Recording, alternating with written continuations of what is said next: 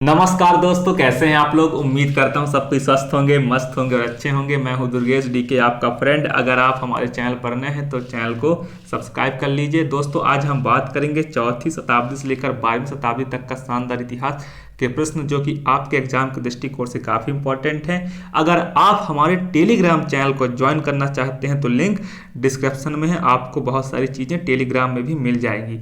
दोस्तों, आज हम बात करेंगे चौथी से 12वीं शताब्दी तक के इतिहास का शानदार प्रश्न। और पहला क्वेश्चन इस प्रकार है आपका, प्रयाग प्रशस्ति का लेखक हरिसेन निम्नलिखित में से किन पदों पर आसीन था। जो प्रयाग प्रशस्ति का लेखक हरिसेन था वह कुमारामात्य भी था, महादंड नायक भी था और संधि विग्रहक भी था। और वह समुद्रगुप्त के शासनकाल में इन पदों पर वह रह चुका था। तो आप लोग इसे नोट कर लीजिए। जो आपका हरिसेन था, जो समुद्रगुप्त के समय कुमारामात्य भी था, महादंड नायक भी था और संधि विग्रहिक भी था। अगर हम देखें, जो प्रयाग प्रशस्ति की रचना हरिसेन ने की थी, प्रयाग प्रशस्ति में समुद्रगुप्त के बारे में जानकारी मिलती है हमें। और उस समय हरिसेन समुद्रगुप्त के समय कुमारामात्य, महादंड नायक तथा संधि विग्रहिक के पद पर आसीन होता था।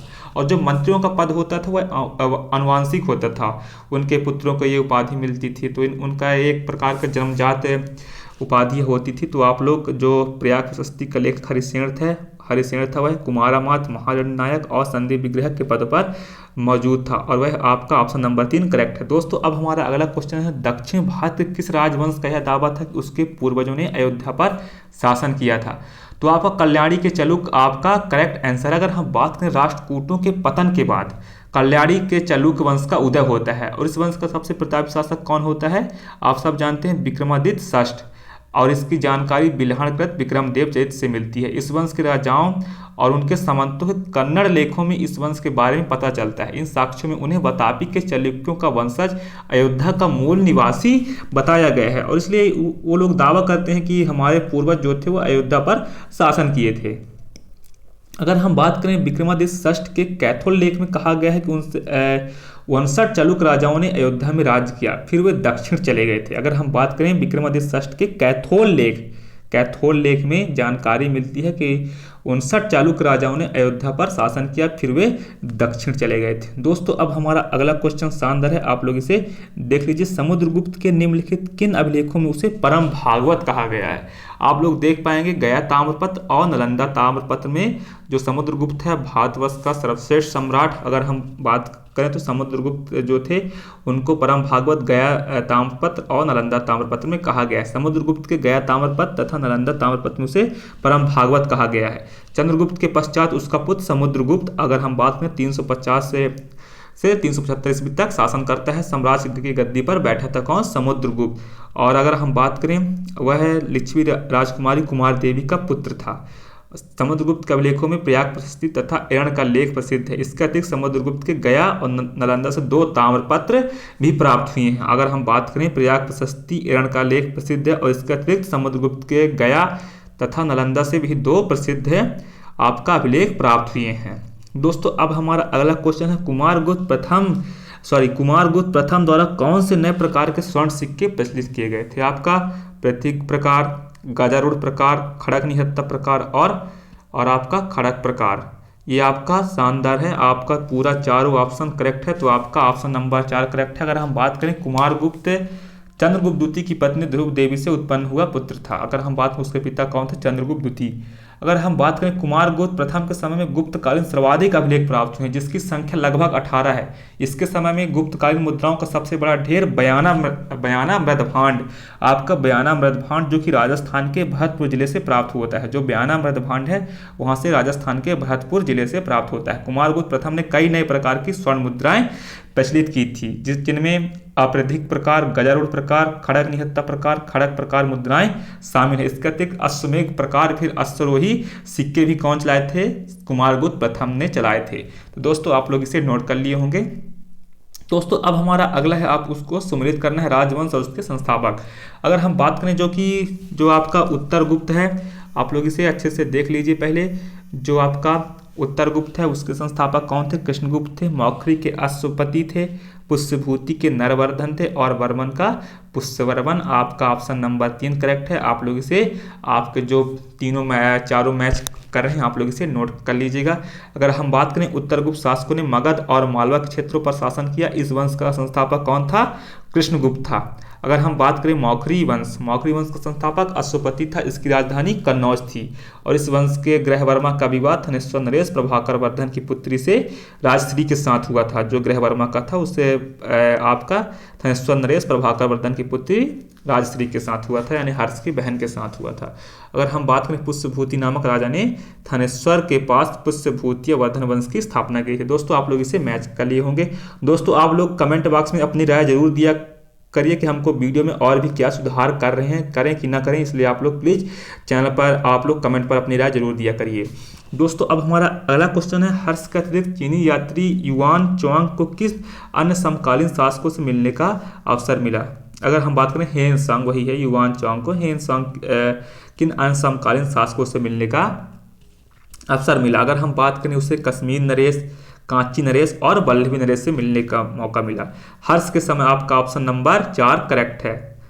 तो दोस्तों अब हमारा अगर हम बात करें हर्ष के समय चीनी यात्री हेन सांग ने भारत की यात्रा की थी। वह चीन से 629 ईस्वी में भारत के लिए निकला तथा 645 ईस्वी में भारत से प्रस्थान किया।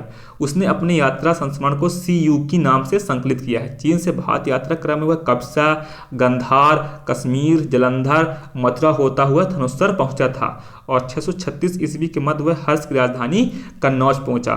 636 ईस्वी में वह हर्ष की राजधानी कन्नौज पहुंचा था। दोस्तों अब हमारा अगला क्वेश्चन है, पल्लव नरेश महेंद्र वर्मन प्रथम ने, जिसे विचित्र चित्त भी कहा जाता था, एक अस्थिर मस्तिष्क का व्यक्ति था और आपका कारण है किसी समय वह जैन धर्म का अनुयायी था, किंतु उसको छोड़कर वह शैव धर्म में चला गया। दोस्तों आपका ऑप्शन कथन ए गलत है किंतु आर सही है आपका।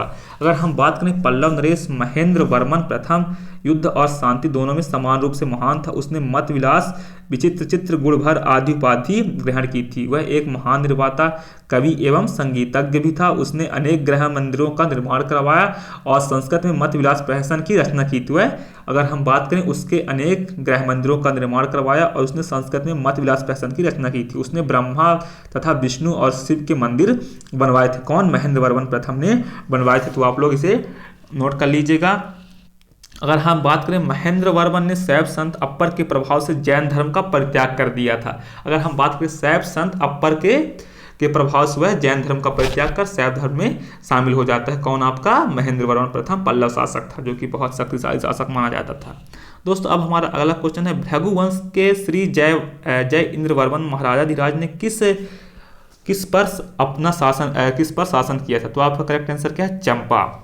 अगर हम बात करें प्राचीन भारतवासी दक्षिण पूर्व एशियाई देशों को सुवर्ण भूमि तथा स्वर्ण द्वीप नाम से जानते थे, जो कि गरम मसाले, स्वर्ण, बहुमूल्य धातुओं, खनिजों के लिए प्रसिद्ध था। भारतवासी कठिन समुद्री यात्रा करके वहां पहुंचते थे और वहां अपना उपनिवेश बसाए तथा स्वतंत्र हिंदू राज्यों की स्थापना की थी। तो आप लोग इसे नोट कर लीजिएगा। भृगु वंश के श्री जय इंद्र वर्मन महाराजाधिराज ने किस पर शासन किया था? तो आपका चंपा पे उन्होंने शासन किया था। ये आपका करेक्ट आंसर है। दोस्तों आप लोग इसे नोट कर लिए होंगे। एक शानदार क्वेश्चन है, बृहत्तर भारत से क्वेश्चन है, जो कि बहुत ही इंपॉर्टेंट क्वेश्चन है। तो आप लोग इसे देख लीजिएगा और कमेंट में अपनी राय जरूर दीजिएगा। दोस्तों अब हमारा अगला क्वेश्चन है, निम्नलिखित में से किस मंदिर का शिखर द्रविड़ शैली का है?